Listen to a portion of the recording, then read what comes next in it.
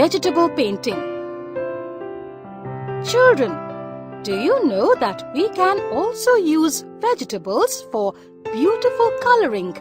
With the help of vegetable impressions, make the flowers as shown.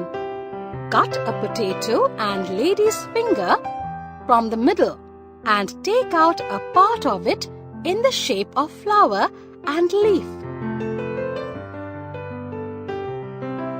Dip vegetables into watercolor and make impressions on the paper.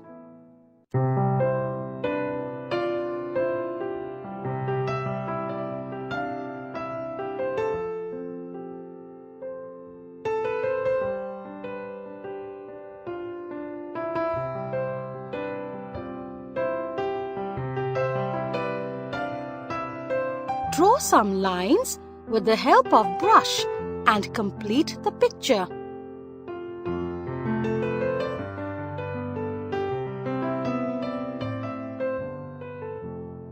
Your beautiful painting is ready.